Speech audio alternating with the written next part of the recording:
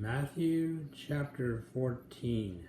Jesus had just finished feeding the 5,000, and we read in those verses 5,000 men besides women and children. So at least 10,000, well, plus children, 15, 20,000, depending how many children each family had. And just after that, Jesus made the disciples get in the boat. Sorry, verse 22. Made his disciples get into the boat and go before him to the other side of the lake, while he sent the multitudes away. And when he had sent the multitudes away, he went up on the mountain by himself to pray.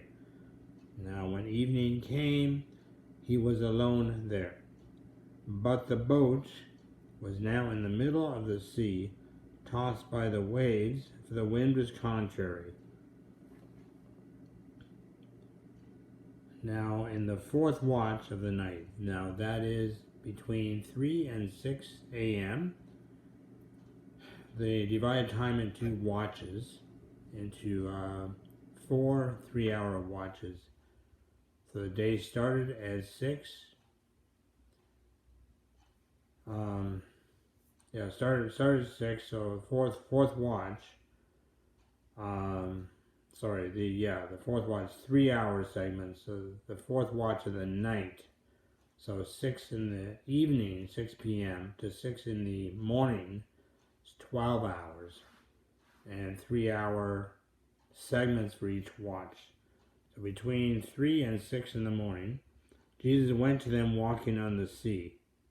Now only Jesus can walk on the sea because he created it.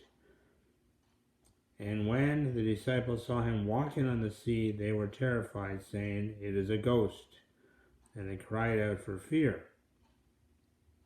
But immediately Jesus spoke to them, saying, "Be of good cheer, it is I, do not be afraid." And Peter answered him and said, "Lord, if it is you, command me to come to you on the water." So he said, "Come." And when Peter had come down out of the boat, he walked on the water to go to Jesus. And then we just said Jesus is the only one that walked on water. Well, Jesus allowed Peter to walk on the water. It was probably just a few steps, but we don't know how far. Walked on the water to go to Jesus. But when he saw that the wind was boisterous, he was afraid. And beginning to sink, he cried out, saying, "Lord, save me." See, now Peter could only walk on water for a little bit, and because Peter and myself and the rest of us do not have control over nature, of course we're going to sink. He cried, "Lord, save me." Immediately Jesus stretched out his hand and caught him and said to him, "O you of little faith, why did you doubt?" And when they got into the boat, the wind ceased. And those who were in the boat came and worshipped him, saying, "Truly you are the Son of God."